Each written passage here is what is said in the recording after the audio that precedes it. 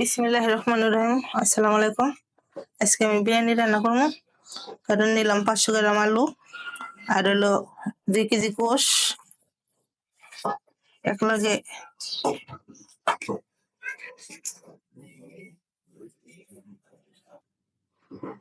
আর নিয়েছি 2টা tomato medium সাইজের।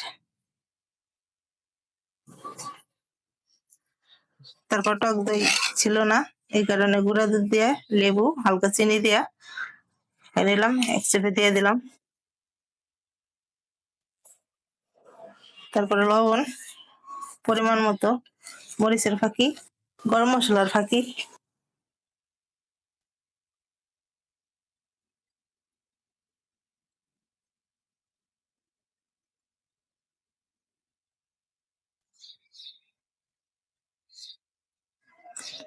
দিয়ে দিলাম আদা রসুন বাটা।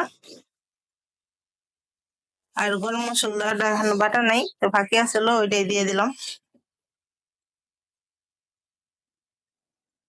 তেল,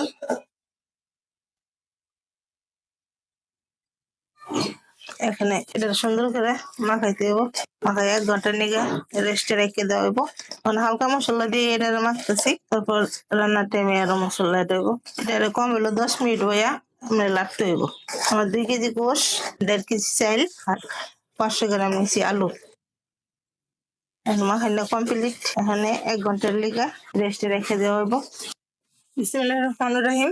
এখন আমার বিরিয়ানি রান্নার, যেহেতু 1.5 কেজি গোশ, চাল 3 কেজি, 250 গ্রাম তেল দিয়ে দিলাম।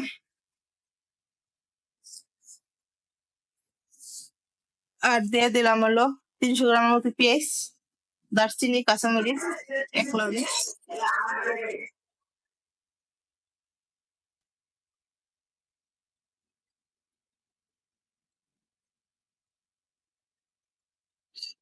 এখানে এটা প্রায় 10 মিনিট চুলার আঁচ মিডিয়াম রেখে ভাজতে হইব। বাদামি কালার হলে তারপর মশলা অ্যাড করতে হইব।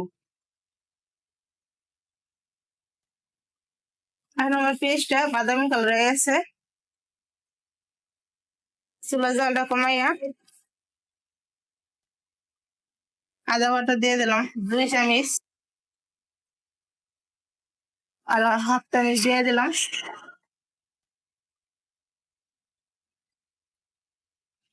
আর আজকে হলো শুক্রবার, তো এই কারণে মসজিদে ইয়ে হইতেছে, শব্দটাই বেশি আইব।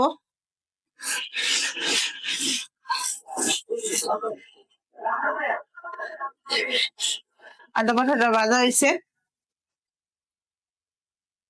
এখন দিয়ে দেবো হলো শুকনো মরিচ বাটা।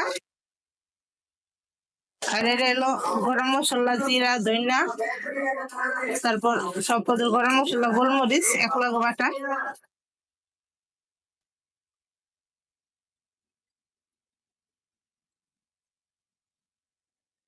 এখানে দিয়ে দিলাম লবণ, 1 চামচ দেওয়া হয়ে রাখছিলাম, পরিমাণ মতো দিয়ে দিলাম। পর আবার দেখা লাগলো আবার দিব। এখন মশলাটা প্রায় আবার 10 মিনিট ভাজতে হইব।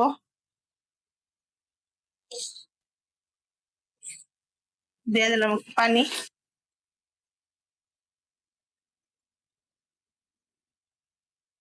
মশলাটা ভাজা হয়ে গেছে, এখন একটু পানি দিয়ে দিলাম।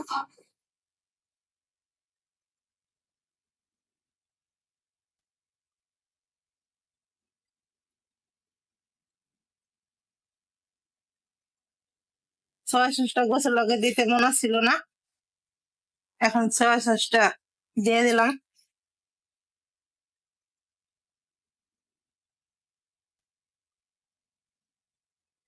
এই লগে বিরিয়ানির মশলাটা আমি এক লগে দিয়ে দিলাম। আমি রাঁধুনি ব্যবহার করি।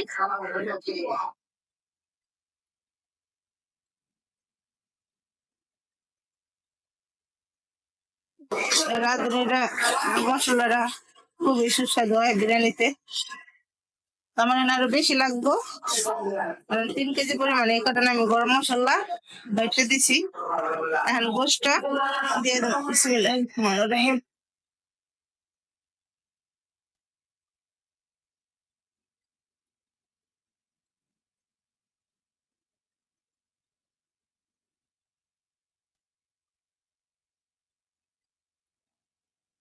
নেড়ে চেড়ে জালটা মিডিয়াম রেখে ঢেকে দেবো।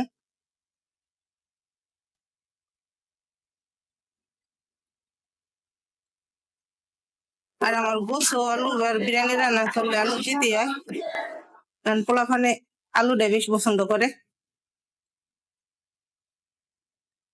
এখন ঢেকে দিবো 5 মিনিট, পরে আবার নেড়ে দিবো।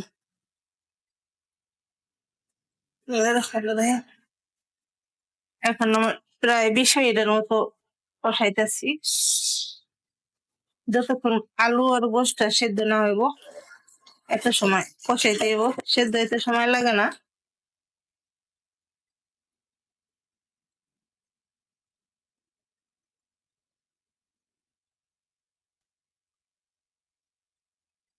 আরো 10 মিনিট আমার ঢাকনা দিয়ে রাখা লাগবো। তারপর আরো 2 বার 3 বার লাইরা দিছিলাম, আর 10 মিনিটের লেগে ঢাকা থাকতে, তারপর চালটা দিয়ে দিলাম। এখন আমার গোস আলু সুন্দরভাবে কষে নিয়ে গেছে।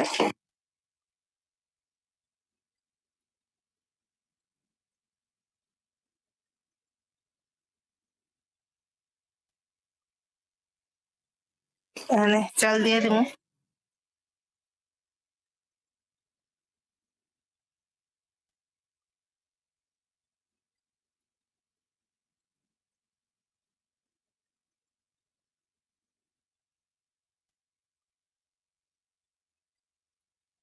এখানে চাল দিয়ে সুন্দরভাবে লাড়া দেবো। লাইরা গরম পানি আছে, গরম পানি দিয়ে দেবো।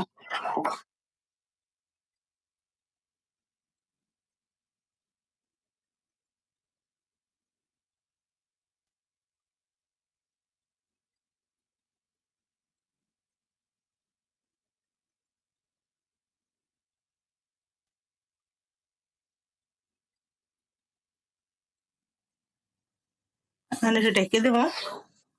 এখন আরেকবার লাইরা দেবো, নিচে লাইগা যাওয়ার সম্ভাবনা আছে।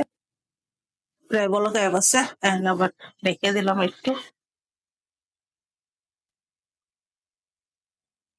এখন বলক হয়ে গেছে, যেহেতু মটরশুঁটি সিদ্ধ করা, এই কারণে এখানে দিয়ে দিলাম। আগে দিলে আবার বেশি হয়ে যেত গা।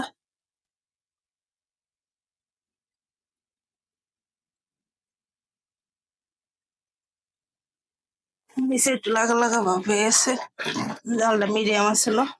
এই লাড়া দিয়া তারপর একবারে চুলার জালটা কমাই দিব।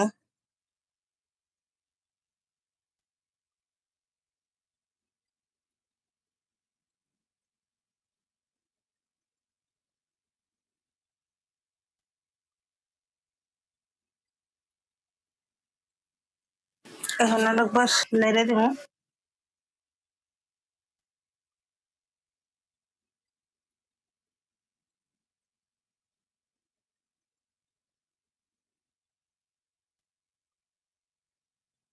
চালটা প্রায় হাফ সেদ্ধ হয়ে গেছে।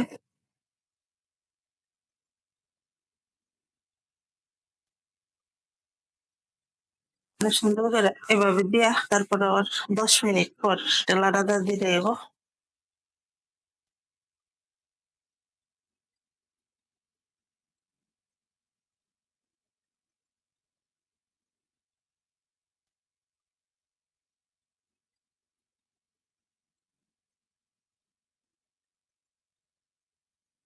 এখন দেখা যাক কি অবস্থা।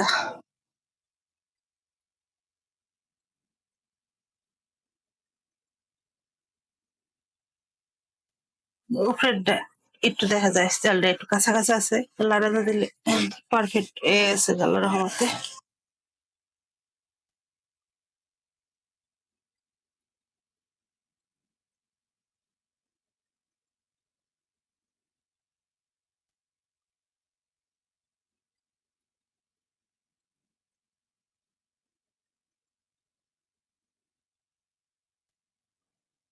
আল্লাহ রহমতে আমার বিরিয়ানি রান্না শেষ হবে।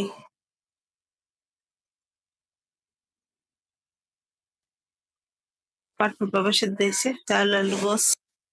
আলহামদুলিল্লাহ পুরোপুরি রেডি। আলহামদুলিল্লাহ, এই যে আমার বিরিয়ানিটা তো পারফেক্ট ভাবে রেডি হয়ে গেছে গা। দেখেন অনেক সুন্দর হয়েছে, খাইতে অনেক মজা হইব। আপনারা ট্রাই করেন। আর যদি ইউটিউব থেকে দেখেন তাহলে সবাই চ্যানেলটা সাবস্ক্রাইব, লাইক, শেয়ার করেন। আর পেজে থেকে যদি দেখেন তাহলে সবাই পেজটা ফলো দেন, সবাই শেয়ার করেন। আলহামদুলিল্লাহ। আসসালামু আলাইকুম।